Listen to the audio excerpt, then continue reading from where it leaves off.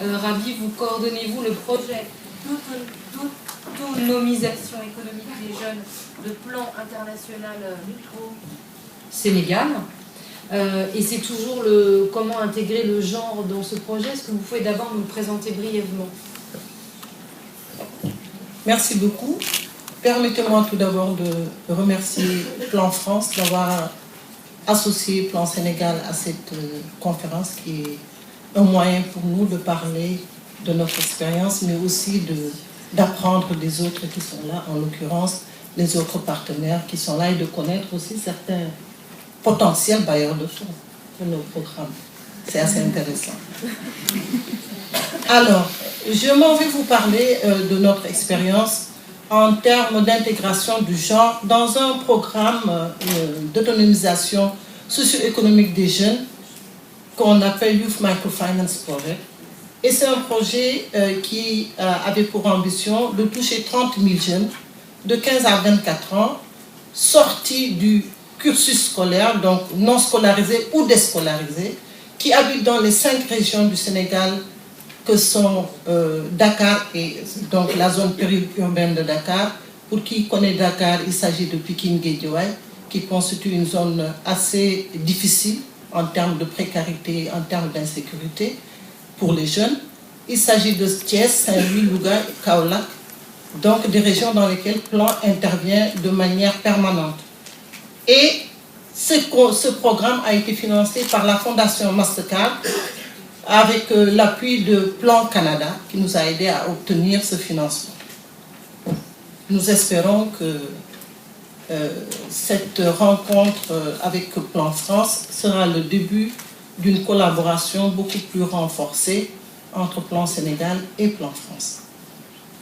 Alors, je m'en vais axer mon intervention sur 3 points.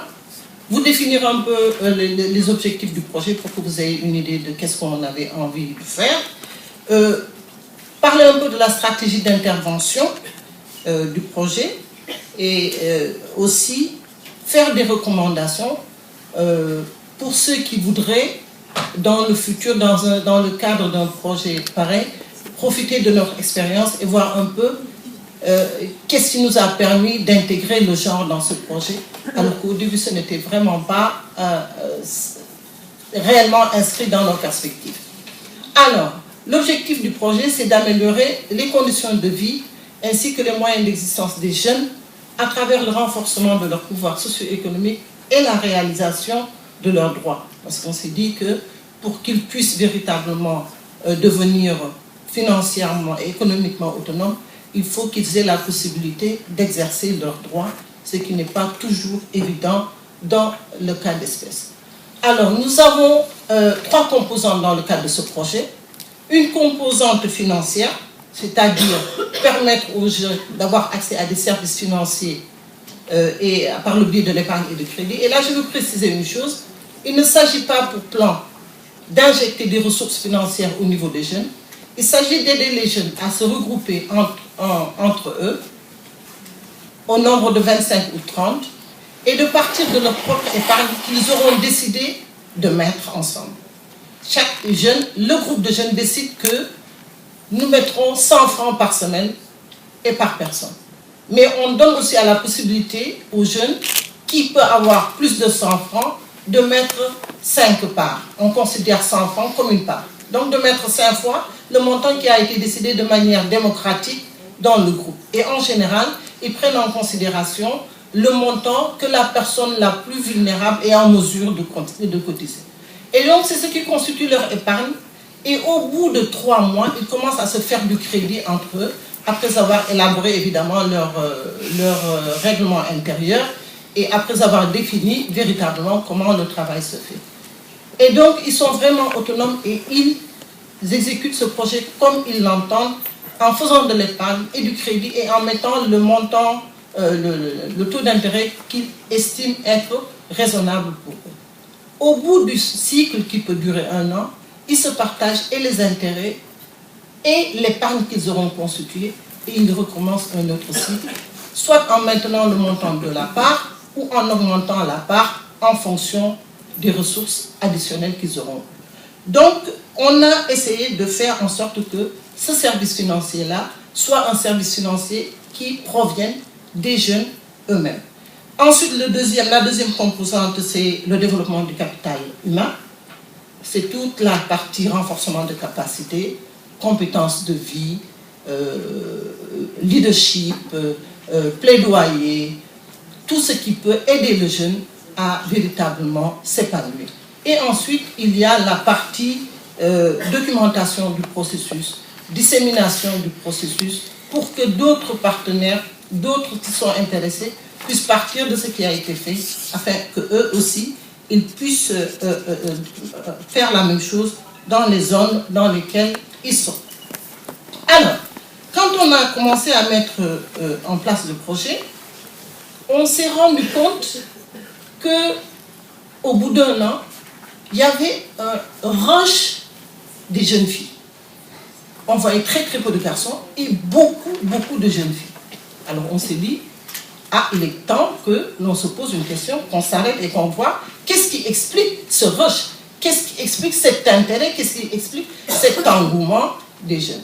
Donc on a pris le train en marche pour intégrer la question de genre dans ce projet, en faisant une analyse qui nous permet de comprendre un peu qu'est-ce qui explique cette participation massive des jeunes, pourquoi il y a eu ce rush, en essayant de comprendre aussi quelles sont les conditions socio-économiques des jeunes dans lesquelles se trouvent les jeunes, dans les zones d'action de plan. Et nous nous sommes rendus compte qu'à partir de ce moment, on a eu des données fiables pour ce qui concerne l'analyse de la demande. Et à partir de ça, on s'est dit, on va faire une enquête genrée pour voir un peu les secteurs dans lesquels les jeunes filles travaillent. Et on s'est rendu compte qu'il y a certaines jeunes filles dans les zones dans lesquelles nous intervenons qui sont sorties des sentiers battus aujourd'hui, qui ne veulent plus travailler dans les secteurs stéréotypés, du genre coiffure, couture, teinture, dans lesquels nous avons été confinés, nous, en tout cas notre génération, et qu'elles commençaient à s'intéresser à des domaines beaucoup plus intéressants. On a des jeunes qui sont dans le transport, qui ont voulu acheter à partir de leurs propres moyens des véhicules d'occasion et commencer à se lancer dans le transport, ce qui n'existait pas auparavant. Donc on s'est rendu compte dans ce que nous avons fait comme enquête qu'il y avait quand même un intérêt dans d'autres secteurs. On a vu des jeunes filles qui se sont intéressées au riz, parce que c'était un secteur réservé aux hommes, mais elles ont commencé avec la politique de l'État d'en produire et consommer localement. Elles ont commencé à s'intéresser au riz et à produire et vendre du riz, ce qui n'existait pas auparavant. Et on s'est, aussi bien dans le riz que dans l'oignon, au niveau de Saint-Louis, il y a beaucoup de jeunes filles qui se sont lancées dans la vente de l'oignon, ce qui n'existait pas auparavant. Alors, on a aussi de réfléchir d'analyser les restrictions socioculturelles, et on s'est rendu compte qu'il y avait beaucoup de contraintes aussi qui étaient liées aux conditions socioculturelles. On a mené des enquêtes auprès des parents, on a mené des enquêtes auprès de la société civile, on a mené des enquêtes auprès des jeunes aussi, qui révèlent les pesanteurs sociales qui existent, aussi bien et qui sont liées au mariage précoce, je pense qu'on en a beaucoup parlé aujourd'hui, qui sont liées à l'insécurité que les jeunes filles vivent, aussi bien dans les foyers qu'en dehors des foyers, à la violation de beaucoup de droits des jeunes filles, et qui nous a amené à intégrer des actions de protection dans ce programme-là. Et nous nous sommes rendus compte aussi que nos partenaires stratégiques, il fallait qu'ils soient gender-oriented. Il faut qu'eux aussi, ils croient en cette intégration du genre. Et je pense qu'elle va très vite là. Donc, qu'ils pensent à cette intégration du genre et qu'ils puissent prendre en compte cela dans ce programme-là. Donc nous avons intégré des actions de formation, de renforcement de capacité de nos partenaires techniques. Et une des innovations qu'on a faites, c'est que dans le programme, on s'est dit que les jeunes vont arriver à un stade où le crédit, on l'espère, le crédit qu'ils obtiennent dans les groupes ne sera plus suffisant pour les activités qui sont en train de mener. En tout cas, les entreprises, les petites entreprises qu'ils auront créées. Et donc, dans le processus, on a amené avec nous une institution de microfinance pour faire comprendre à cette institution de microfinance la nécessité de travailler avec les jeunes, mais en développant un produit adapté aux besoins des jeunes. Et donc, cette institution a accepté de nous suivre dans cette aventure et a accepté d'élaborer et de vendre un produit adapté aux besoins des jeunes. Donc, à partir de ce moment-là, nous avons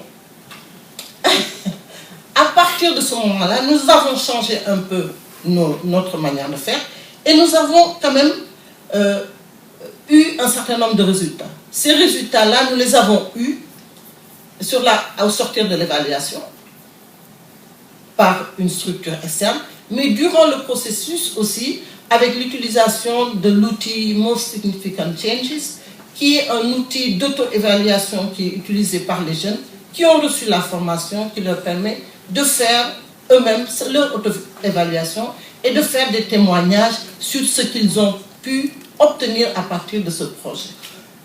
Donc nous essayons autant que faire se peut d'avoir des données fiables et de faire en sorte que les informations que nous donnons ne soient pas des informations qui sortent du néant, mais que ça soit quand même des informations qui sortent avec l'utilisation d'outils pertinents d'évaluation et de recherche de données. Alors, nous visions 30 000 jeunes, nous avons eu 45 000 jeunes qui ont accédé aux actions de ce projet-là. Et dans ces 45 000 jeunes, nous avons eu 80% de jeunes filles. Ce qui est énorme. Et ce qui est intéressant, c'est que ces jeunes filles ont pu développer des compétences en gestion financière, puisqu'on a mis beaucoup l'accent sur la formation, le renforcement de capacités, aussi bien que sur les actions d'épargne et de crédit. Elles sont devenues, la majeure partie d'entre elles sont devenues économiquement actives parce qu'elles ont développé des activités et elles ont, en tout cas, elles gagnent de l'argent aujourd'hui et elles en parlent. Il y en a qui disent qu'elles ont gagné de l'argent, il y en a d'autres qui disent qu'elles ont gagné en self-confidence. Elles ont confiance en elles-mêmes aujourd'hui et celle qui est là dit « je suis une handicapée » parce que c'est une handicapée et donc elle était plus ou moins marginalisée là où elle vivait, mais aujourd'hui elle dit je suis une handicapée et handicapée moteur et je gagne sa vie grâce au projet, je gagne ma vie grâce au projet, je suis la secrétaire de mon groupe. Et donc le fait d'être valorisée et d'être secrétaire de son groupe, ça veut dire qu'il y a une intégration de cette fille qui était marginalisée, mais aussi ça veut dire qu'aujourd'hui elle a confiance davantage en elle et ne serait-ce que cet aspect, c'est un aspect tellement important qui peut galvaniser quelqu'un et qui peut pousser quelqu'un à aller de l'avant. Il y a une deuxième, ça fait partie des Most Significant Changes et des testimonies de ces jeunes filles-là. Il y a une deuxième qui parle, elle, de son rôle dans le comité de gestion. Et elle est présidente dans le comité de gestion et elle participe à la gestion de leur commune. Donc dans la commune, elle a un rôle qu'elle joue dans cette commune-là. Et c'est vraiment parce qu'elle se considère aujourd'hui comme leader, mais aussi parce que sa commune la considère quelque part comme leader en lui donnant la chance de pouvoir participer à la gestion de sa commune. Et quelque chose qui est intéressant, c'est c'est le réseautage. Ces jeunes ont créé un réseau des groupes de jeunes et partagent leur expérience, partagent leur vécu et font même de l'épargne au niveau du réseau pour alimenter les groupes qui sont au sein des quartiers et des villages. Et ça, c'est quelque chose de formidable.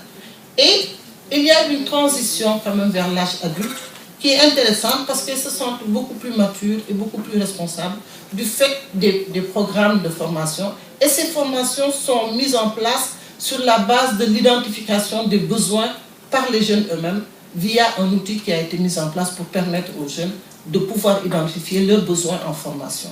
On a rompu avec la tradition qui voulait que l'on mette en place des formations en fonction de ce que nous pensions.